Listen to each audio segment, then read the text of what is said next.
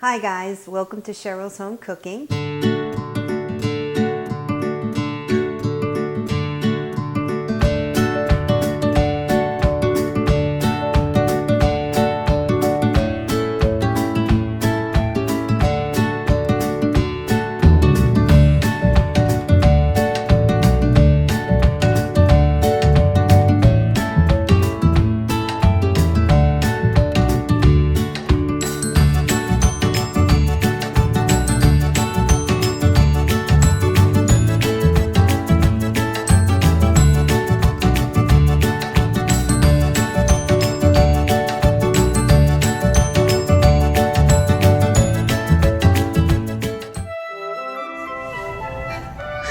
Can you say it? No, not really. So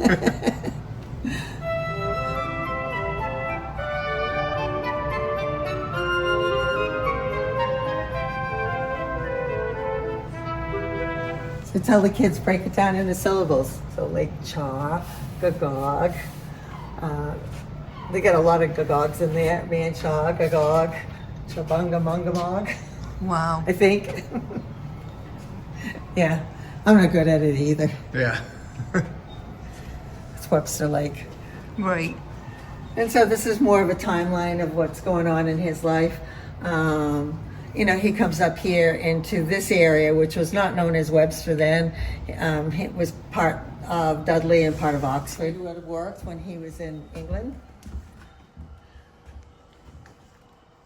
Come on in. Everything in here sort of works off of you. Oh, okay. Yeah, you got to step into the room. It is the summer of 1789, and 21-year-old Samuel Slater is nearing the end of his 6.5-year apprenticeship to Jedediah Strutt. Strutt is the wealthy owner of several thread-spinning mills. Samuel, what's on your ever-busy mind? Slater is a brilliant apprentice. Not only has he learned how to fix the mill's complicated spinning machines, he could build them. He's even committed many of their plans to his near photographic memory. Well, Mr. Strutt, I'm feeling... Restless? You've truly been a wonderful master. Taught me everything. America.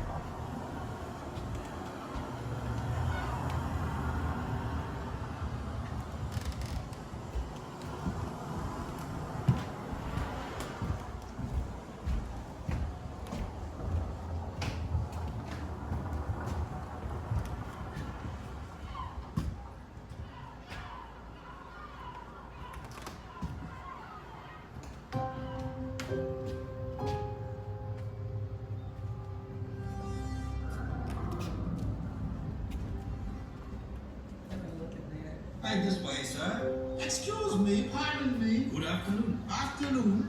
Haven't got the time. I don't think I've set my watch correctly. Do you have my spells, Dad? We've been at sea for more than 2 months. A landlubber like me needs solid ground under his feet. A little patience, Samuel. Captain says we're just a day or two out from New York. It is mid-November 1789. In France, the French Revolution is in full swing. And you'll notice we have Massachusetts, Connecticut, Rhode Island, and New Hampshire. Maine is part of Massachusetts at this time, and Vermont does not exist. It's disputed land between New Hampshire and New York. Things do change. Pilgrims first arrived, but as more and more people come, they cut down more and more trees, it becomes farmland. But once we get into this late 1700s, early 1800s, and factories are start to be built, you can see a change. Houses are much closer together now than what they were before. Before you would have, if you were a typical farmer, you'd own about 100 acres of land. Maybe 25 of those acres were your woodlot so that you could, have firewood to keep your house not really warm, but to cook by. Different looking landscape. So you can see here, most people up here in New England, they had sheep, and so they would process the wool. Cotton has to be shipped to us. We can't process cotton at this time, but we can process wool. So this is a little bit later map. Now you've got Maine and you've got Vermont here. fine threads are all well and good, but there are large markets for also good to thread. And I'll confess, it was my wife who set me on this trusted friend for 10 years, and I really know what to say. It's kind of an interesting place to visit. It's better if you can go when there are park rangers there. Right. And he's got a mill in Pawtucket, so he works with him for a while before he goes off on his own.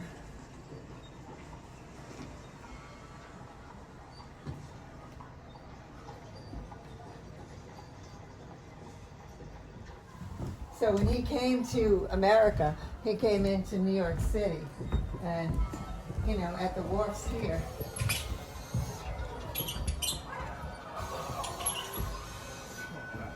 Yep, the rats.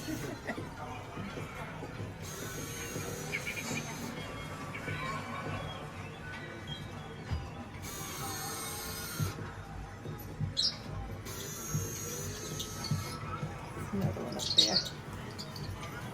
See it in the corner? Pretty neat.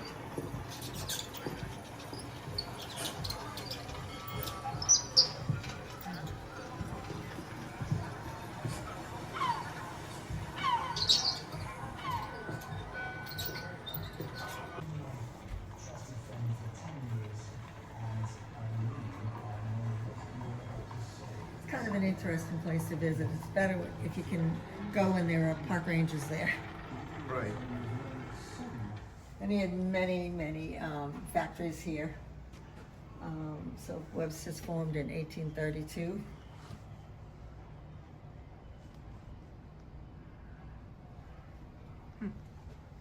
And he dies in 1835.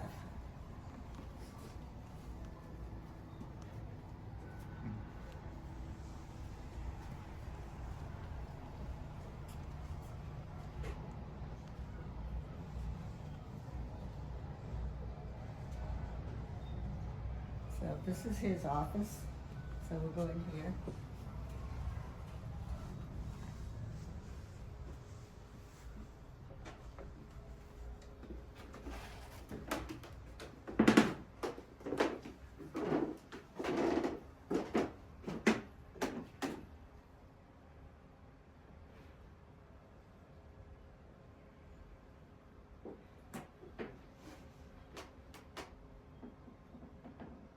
Are you ready? You wanted to see me, Mr. Slater? Yes, Benson. The almanac says there'll likely be a drought this summer. I want to make sure that we have enough water to turn the mill wheels that power all our mills, no matter what.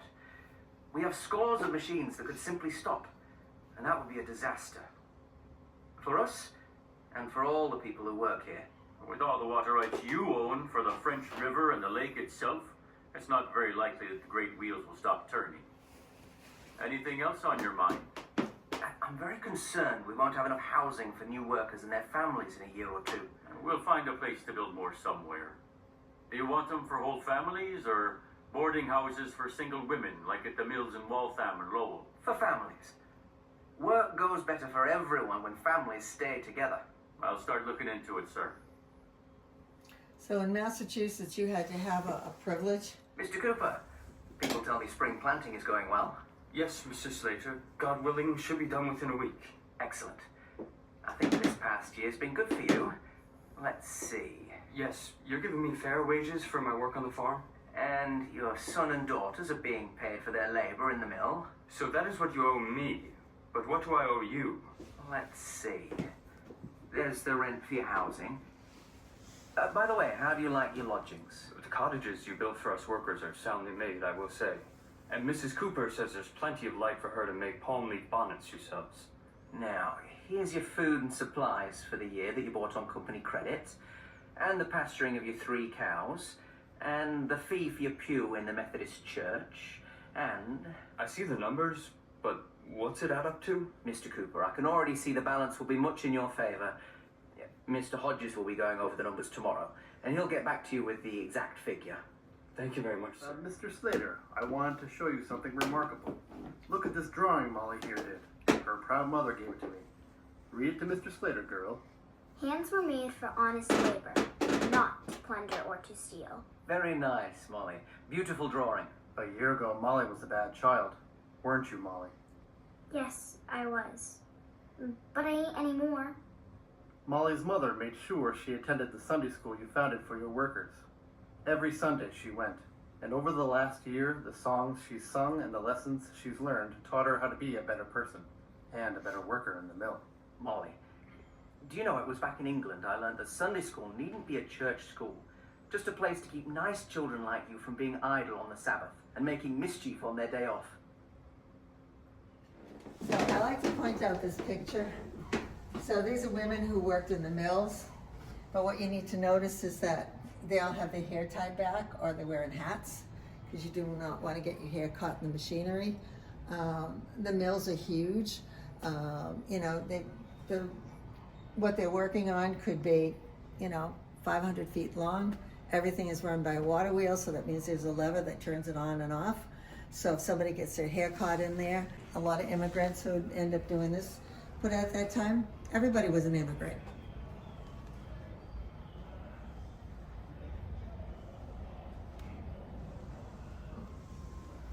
So, and this is a picture showing mill housing where everything is close together.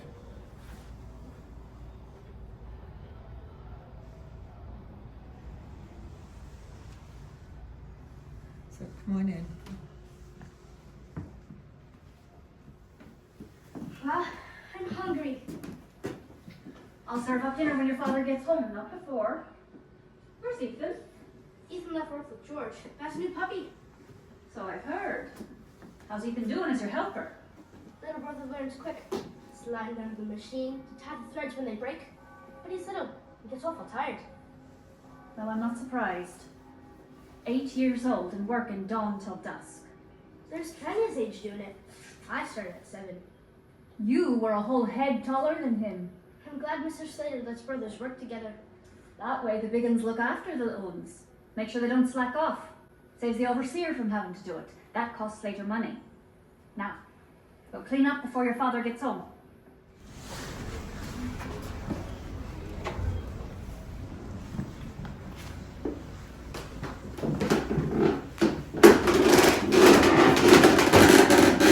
Maybe on this one. Oh. Supper ready, Martha. Dinner will be when it will be, Amos. How was it? Wilson got mad at me for being a boss out in the rain last week. The truth is, I'm getting tired of working as a farmhand. Maybe you can get a job in the mill, become an overseer. You might be paid better too. Men were created to be the boss, the head of the family. In this house, what I say is what goes. That's the way it's always been. But out there, at work, most of us are not the boss. That's the way it's always been too. We all have our place.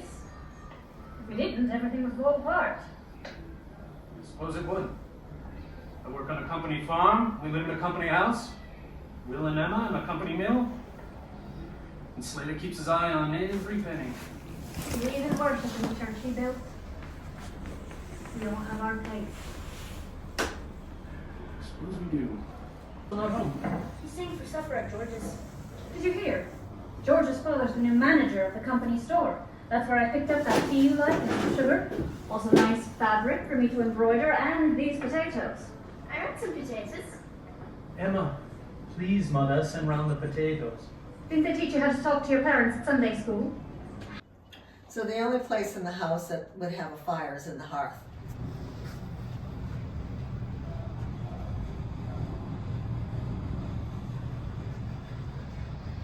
So they're above some other videos. Emma, your mother tells me you'll be going to school next month? Mr. Fields new here. He didn't know it's in the contract your father signed with Mr. Slater. 3 months of school for you this year. Every year since I was 7. Can you read? Whole books? I just finished Peter Parley's Tales of the Elephant. Wow. Rose, you'll be working with Sarah May. Do you know her? I'll see you for supper. Now, back to work, girls. No slacking your pace. Yes, Mr. Field. Yes, Mr. Field. So this is a display of So stitching, this is how girls learn their alphabets. So they stitch it, this is called a sampler. So they would stitch their numbers and their letters. And sometimes there was a saying on them. And there's usually a picture to go with it. So, young girls working in the mill. Following in the footsteps of your father. His footsteps? Well, not quite. We're a new generation, and we see the world changing fast. One of the company materials that you could use to make cloth is linen. And linen comes from the flax plant, but the outside coating of the flax plant is really hard. So what you do is you beat the stalks on something like this to come out with a nice fibers, and then you could weave those, and you can make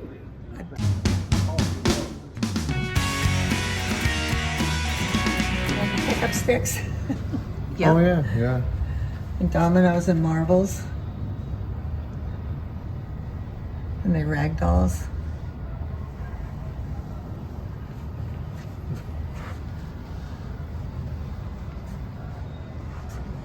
And there's some clothing that would have been made during this time.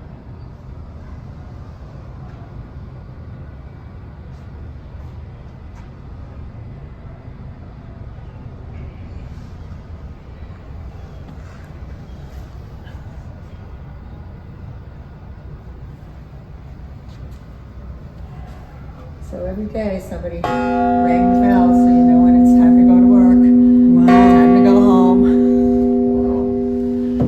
Everything was done by the bell.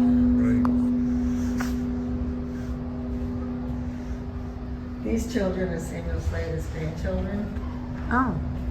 So that painting came up for auction a few years ago, and the family members had tried to purchase it, but they didn't have enough funds at that time. And so I think a woman from Pennsylvania purchased it.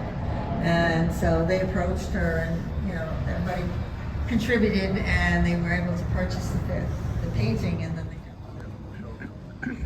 So a shuttle it's what carries the thread back and forth. So later on we're going to watch a little video, and what you want to do is pay attention to how fast this moves. Oh, I know it goes quick. Yeah. I used to work at Dudley Linden. Oh, okay. So a bunch of oil cans around here, and I would bet you my husband was probably behind the oil cans.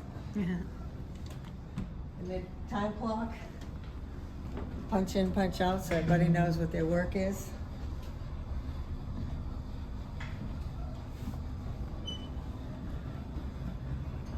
And here's the water wheel.